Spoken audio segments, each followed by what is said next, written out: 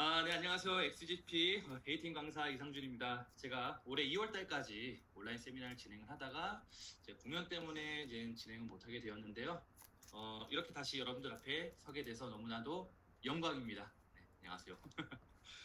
제가 저번 세미나 때는 이 메인넷 코인에 대해서 강의를 드렸었죠. 그리고 이제 에스토니아나 뭐 이제 영국 이제 그 라이센스에 대해서 말씀을 드렸었는데, 이번에 이제 강의해 드릴 내용은 혹시 여러분들 다 칸 대표님 그 강의 다 보셨나요? 네, 다 보셨을 거라고 생각합니다. 그때 이 XGP와 이 회사에 대한 비전을 많이 보셨을 거라고 생각을 합니다. 오늘은 칸 대표님께서 그렇게 중요하다고 강조하셨던 유럽 FIU 라이센스에 대해서 말씀을 드리도록 하겠습니다. 정확히 말씀을 드리자면은 에스토니아 블록체인 라이센스인데요. 어제 세미나에서 이경보 강사님께서도 이 부분에 대해서 되게 강조를 많이 하셨죠. 칸 대표님께서도 되게 중요하다고 강조를 많이 하셨는데, 그렇다면 에스토니아가 어떠한 나라이길래 이러한 라이센스를 제공이 가능한 것인지, 그리고 그 라이센스는 이 가상화폐, 암호화폐, 코인 사업에 있어서 어떠한 효력을 갖는지에 대해서 한번 같이 알아보도록 하겠습니다. 잠시 화면 공유 좀 할게요.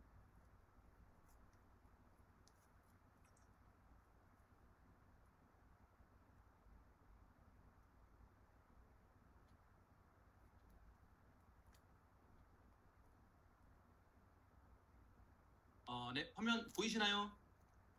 보이시나요? 네, 시작하도록 하겠습니다. 이거는 밑으로 내리고. 에스토니아 블록체인 라이센스, 그 가치와 영향력은 어떠한 것인지에 대해서 같이 함께 알아보도록 하겠습니다. 자, 그럼 첫 번째, 에스토니아는 어떠한 나라인가? 그리고 두 번째는 에스토니아는 이 블록체인을 어떻게 활용을 하는가? 세 번째는 에스토니아 FIU에서 발급하는 블록체인 라이센스란 어떠한 효력을 갖는가? 네 번째, 이 전 세계에 공통적으로 설립되어 있는 FIU, Financial Intelligence Unit이란 어떠한 부서인가? 네, 그에 대해서도 알아보고, 마지막은 이 XGP가 이 라이센스를 취득 후에 어떠한 방향성으로 나아갈 수 있을지 저와 함께 알아보도록 하겠습니다. 자, 에스토니아는 어떠한 나라인가? 에스토니아 여러분들 혹시 들어보셨나요? 저도 이 XGP를 알기 전에는 에스토니아라는 나라를 혹시 사실 들어본 적은 없어요, 사실. 예, 그만큼 생소한 나라인데 그렇게 IT 강대국인 나라인지는 저도 잘 몰랐습니다. 자, 에스토니아는 북유럽에 위치를 하고 있고요. 러시아 바로 옆에, 그리고 핀란드 바로 아래에 위치하고 있습니다. 면적은 한반도의 약 2분의 1 정도의 크기라고 하고요. 우리나라처럼 이 산과 그런 좀 지대가 높은 그런 게 이제 많은가 봐요. 네. 그리고 수도는 탈린이고 인구는 약 130만 명으로 사실 면적에 비해서는 조금 낮은 인구를 가지고 있습니다. 이 인구가 거의 한 수원시의 인구가 거의 비슷하다고 해요. 네, 그리고 1991년에 독립을 하여 이 에스토니아라는 나라를 설립하게 되었습니다. 자, 이 에스토니아가 1993년도에는 1인당 GDP 지수가 2,681달러 수준에 불과했습니다. 같은 해 1993년도에 우리나라 이 대한민국은 8,800달러의 1인당 GDP로 알고 있었어요. 네, 사실 뭐 좀 낮은 수치였죠. 하지만 2019년도에 들어서는 약 23,700달러, 26년 만에 약 10배가 상승하는 기적을 보여줬습니다. 이 같은 해를 비교했을 때 대한민국은 한 3배 정도 이제 증가를 했는데, 이렇게 비교를 해보면은 좀 급격한 이제 경제 발전이 이루어졌다고 볼 수가 있는 것이죠. 자, 그러면 이 에스토니아는 어떻게 발전을 하게 되었을까요? 코딩을 기반으로 한 IT 사업을 집중적으로 하기 시작했습니다. 자, 에스토니아의 전 대통령 투마스 핸들릭 일베스는 모든 걸 컴퓨터화하고 컴퓨터가 모든 걸 해내도록 만듭시다 라고 외쳤습니다. 그렇게 해서 진행된 것이 바로 이 트리그리 후페 프로젝트를 실행하게 되었습니다. 한국말로 하면은 호랑이의 도약이라는 뜻인데요. 정확하게 내용을 보자면 1998년까지 모든 학교에 컴퓨터를 보급을 하는 걸로 목표를 잡았습니다. 그리고 모든 학교 수업에 소프트웨어 기술을 활용하게끔 만들었고요. 어린 학생부터 노인들까지 IT, 소프트웨어 교육을 실시, 그리고 누구나 받을 수 있게 제도를 바꿔 나갔습니다. 그래서 결과는 어떻게 되었을까요? 2003년 전자정부 구축, 디지털 정부라고 이제 쉽게 생각하시면 돼요. 인터넷이나 인터넷상에 있는 정부죠. 그리고 전 세계 국가 중 인터넷 속도 1위. 물론 2010년 기준이지만 인터넷 속도가 굉장히 빠른 나라로 알고 있습니다. 우리나라도 굉장히 빠르죠. 자, 그리고 창업하는데 5분도 안 걸리는 나라로 그런 수식어가 붙기 시작했습니다.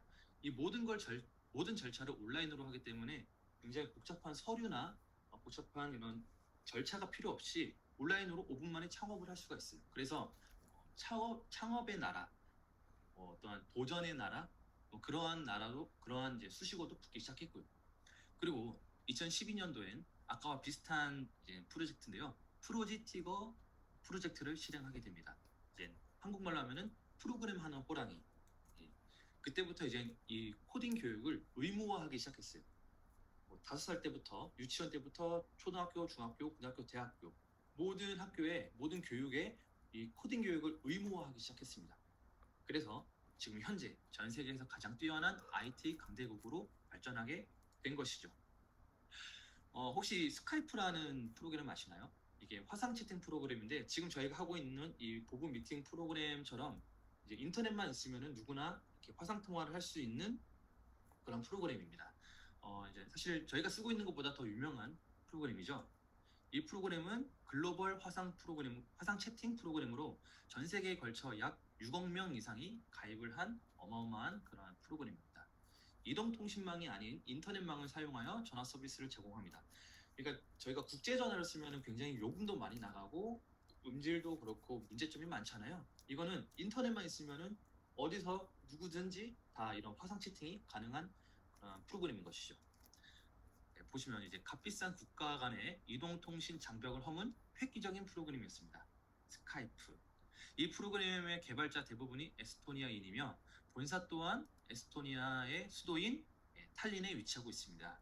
네, 유럽 사람들은 거의 다 이 스카이프를 쓴다라고 말씀해 주셨는데요. 네, 맞습니다. 굉장히 이제 화질도 좋고 이제 어떤 많은 사람들이 쓰기 때문에 이걸 많이 쓴다라고 하더라고요. 그래서 이러한 프로그램을 만드는 거에 대한 어떤 자유도가 굉장히 높기 때문에 이러한 좋은 프로그램 결과가 많이 나오는 것이죠. 자, 두 번째, 그러면 이 블록체인을 에스토니아에서는 어떻게 활용을 하고 있을까요? 자, 에스토니아의 전자신분증입니다. 앞에는 이제 우리나라 이제 주민등록증과 비슷하죠. 하지만 뒷면을 보면은 체크카드에 있는 그러한 칩 같은 게 붙어 있습니다. 그리고 지문 인식하는 곳이 있고요. 위에는 QR코드를 인증하는 것도 있습니다. 바코드도 있고. 자, 이거는 아마 이거는 예상인데 이 밑에 숫자는 해시 값으로 이제 좀 예상을 하고 있습니다. 보시면은 첫 번째 전자신분증을 발급을 받을 수 있습니다. 네, 이것은 이제 지문 등록이 된 전자신분증이기 때문에 제 신분증을 누군가 도용할 수가 없어요. 왜냐면은 지문 인식을 해야지 이 신분증은 사용이 가능합니다. 그리고 금융, 대중교통, 행정서비스, 공공성 서비스 등의 사용이 가능하고요. 방금 말씀드렸다시피 무단으로 도용이 불가능합니다. 자, 이 신분증에 지문인식이 있기 때문에 우리나라 그 대중교통에 무임승차가 굉장히 골칫거리인 거 아시나요? 예, 누가 언제 무임승차 했는지 얼마나 했는지 따질 수가 없어요. 하지만 이 신분증으로 대중교통을 이용해야 하기 때문에 그러한 어떤 불법적인 행위를 쉽게 할 수가 없는 거죠. 이 에스토니아에서. 네, 그러한 장점을 가지고 있습니다. 자, 두 번째는 병원 처방전도 디지털 서명으로 진행합니다. 우리나라처럼 이제 종이를 받아가지고 약국에 내고 이러한 절차가 필요가 없어요. 신분증 하나만 있으면은 약도 받을 수 있고 보험도 다 처리를 받을 수 있습니다. 그리고 모든 병원이 검진 기록을 공유를 합니다. 예를 들어 제가 이 지역에서 치료를 받다가 사정상 제가 이제 지역을 바꾸게 됐어요.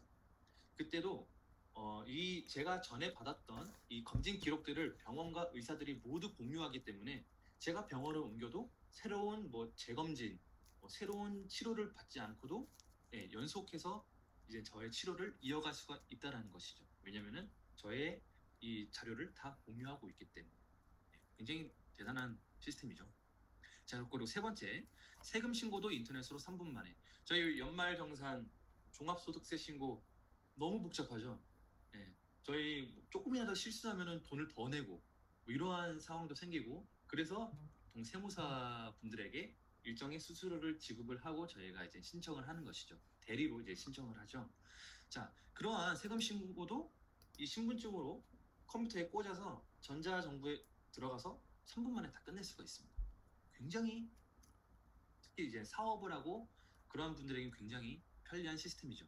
그리고 아까도 말씀드렸듯이 창업 신고 및 허가도 모두 온라인으로 쉽게 신청. 네, 정말 이 창업의 나라, 도전의 나라라고 불리우는 그런 이제 나라인 것 같습니다.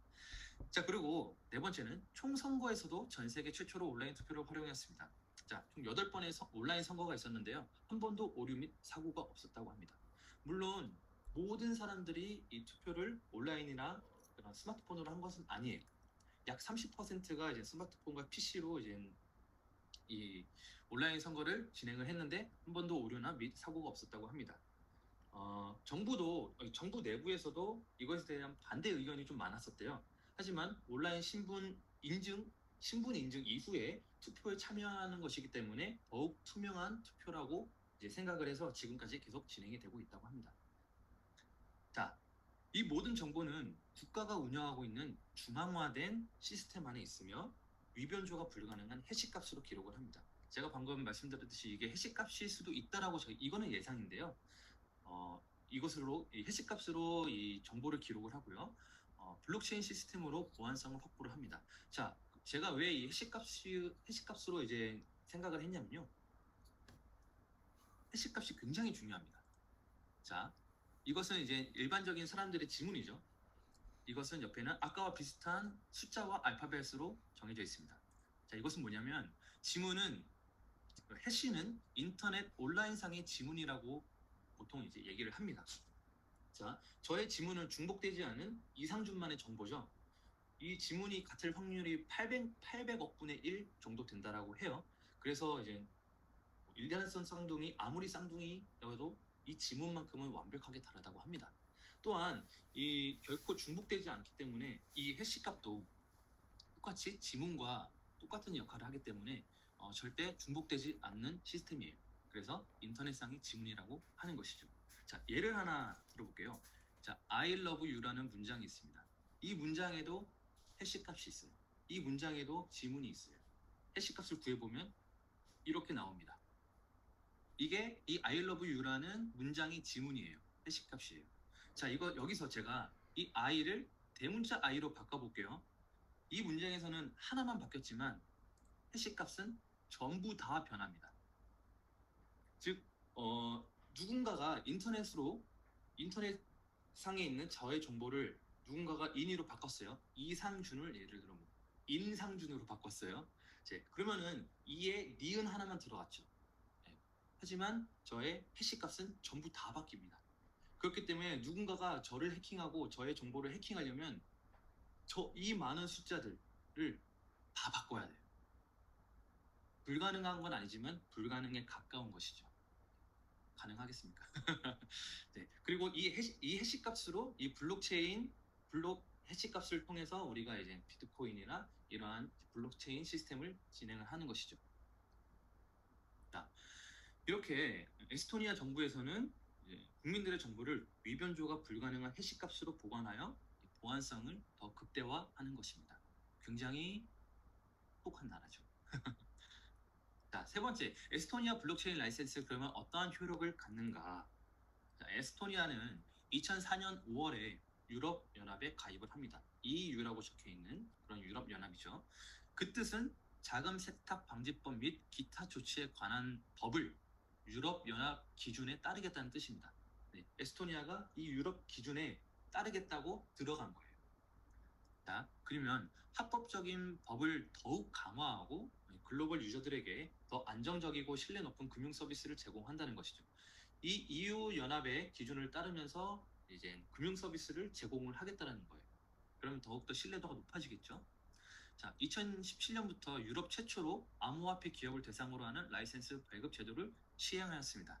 전 세계에서 가장 인정받는 암호화폐 핵심 국가의 라이선스를 발급하기 시작한 것이죠. 그리고 이 에스토니아에서 블록체인 라이센스를 취득을 한 기업은 EU에 가입된 모든 국가에서 사업을 진행할 수 있는 자격을 갖습니다.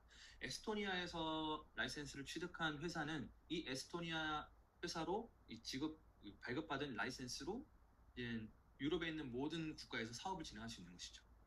예를 들면 쉽게 설명하면은 에스토니아에서 운전면허증을 따면 유럽에서 그 운전면허증을 다 쓸 수 있다는 것이에요. 네, 그만큼 에스토니아의 블록체인 라이센스는 유럽 전체에서도 인정을 받는 라이센스다라는 것입니다. 그리고 2019년 제일 거버넌스 연구소 보고서에 따르면 에스토니아는 세계 125개국 중 돈 세탁 위험이 가장 낮은 국가로 기재가 되어 있습니다. 그만큼 에스토니아는 인증, 신뢰도가 높은 나라라고 볼 수가 있는 것이죠. 즉 기업은 투명성이 있는 규제에 따르면서 제도권 안에 들어가겠다는 뜻이죠. 이 라이센스라는 의미는 그리고 개인 투자자에 있어서는 이 회사와 이 코인에 대한 신뢰성과 안전성을 얻는 것입니다.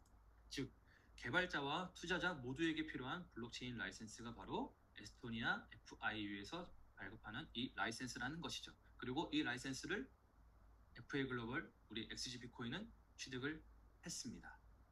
와우. 자, 그러면 도대체 이 전 세계에 공통적으로 설립되어 있는 FIU는 어떠한 부서이길래 이러한 라이센스를 지급을 하는 것일까요? 자, FIU는 Financial Intelligence Unit의 약자로 우리나라에서는 금융정보분석원이라고 부릅니다. 네이버에 그냥 FIU 똑같이 쳐도 코리아 FIU가 나와요. 그리고 한국금융정보분석원이 나오죠. 자, 이 FIU는 에스토니아, 우리나라에만 있는 것이 아니라 전 세계 167개국에 설립이 되어 있습니다. 그리고 자금 세탁 방지, 그리고 외환 거래 관리, 불법 무기 자금 및 이런 조달 행위 금지 등의 업무를 진행하는 아주 중요한 부서예요. 특히 이 한국에선 특근법을 발행한 기관이기도 하고요. 이러한 기관인 에스토니아의 FIU에서 FA 글로벌에게 그런 라이센스를 지급을 했다라고 보시면 됩니다. 네, 우리 이제 같은 부서입니다. 한국은 금융정보분석원, 에스토니아는 리퍼블릭 오브 에스토니아 파이낸셜 인텔리전스 유닛이라고 나와 있습니다. 자, 그리고 다섯 번째는 라이센스 취득 후 XGP의 방향성은 어떻게 될지 한번 이건 같이 고민을 해보면 좋을 것 같아요. 자, XGP는 전 세계에서 실시간으로 사용 가능한 디지털 화폐의 기능을 갖는 것을 목표로 합니다. 사실 가능은 해요. 기술적으로. 그리고 현재도 가능합니다. 하지만 넘어야 할 산들, 넘어야 할 제도권들이 굉장히 많겠죠. 네. 그래서 사실 이 모든 코인의 목표가 아닐까요? 전 세계에서 사용 가능한 화폐로서의 가치를 갖는 코인. 네. 하지만 그런 기술력도 굉장히 중요하기 때문에 우리 SGP는 그런 기술력은 이미 갖추었다라고 보시면 됩니다. 그리고 세계 최고의 IT 국가에서 에스토니아에서 XGP의 기술력과 안전성을 인정한 것입니다. 라이센스를 지급을 했습니다. 그리고 칸 대표님께서는 XGP가 XRP, 리플과 동등한 가치를 갖는 것을 목표로 한다라고 말씀을 했습니다. 자, XRP는 리플은 국제 송금 우리가 해외로 돈을 보내고 받고 하는 그 송금에 있어서 높은 수수료와 느린 속도를 해결하고자 탄생한 것이 바로 이 XRP입니다. 어제 이경보 팀장님께서 XGP와 XRP, 리플 코인의 닮은 점에 대해서 굉장히 섬세하게 강의를 해주셨죠. 저도 그걸 보면서 정말 소름 돋을 정도로 XRP와 XGP가 닮은 점이 정말 많았습니다. 기술력도 그렇고 심지어 이름도 비슷하죠. 네, 의도적인 건지는 모르겠지만 아주 굉장히 닮은 점이 많았습니다. 그래서 이거는 사실 이거는 제 개인적인 의견이며 꿈이라고 생각을 합니다. 자, 미국의 CBDC, 센트럴 뱅크 디지털 커런시, 중앙은행 디지털 화폐의 약자입니다. 이거에 대한 후보 1위. 그러니까 미국에도 수많은 코인이 있잖아요. 거기서 미국의 CBDC, 정부에서 인정하는 그런 가상화폐의 이제 XRP가 후보 1위입니다. 그러니까 가장 가능성이 높다는 것이죠. 그리고 한국에서는 클레이튼 코인, 이거 다들 아시죠? 이 카카오에서 발행한 코인이죠. 얼마 전에 뉴스가 나왔어요. 한국은행에서 이 CBDC를 클레이튼 코인이라고 직접 언급을 하진 않았지만 이 클레이튼 코인을 발행한 그라운드 X라는 회사와 이제 모의 실험을 진행하겠다라고 뉴스에 나왔습니다. 예, 뭐 사실 뭐 정확하게 된다라고 할 수는 없지만 그래도 가능성이 높겠죠. 그렇다면 영국의 CBDC는 XGP가 되지 않을까 생각합니다. 왜냐? 기술력도 그렇고 안정성도 그렇고 모든 것을 갖춘 코인이 바로 XGP이기 때문입니다. 그리고 이 코인들의 공통점은 바로 중앙 집권형 코인이라는 것입니다. 그러니까 이 코인을 발행한 회사가 명백하게 존재한다는 것이죠. 그리고 빠른 속도와 높은 정확성 그리고 쉬운 접근성을 가지고 있는 것이 바로 이 XGP이기 때문에 되면 얼마나 좋을까요? 네, 따봉.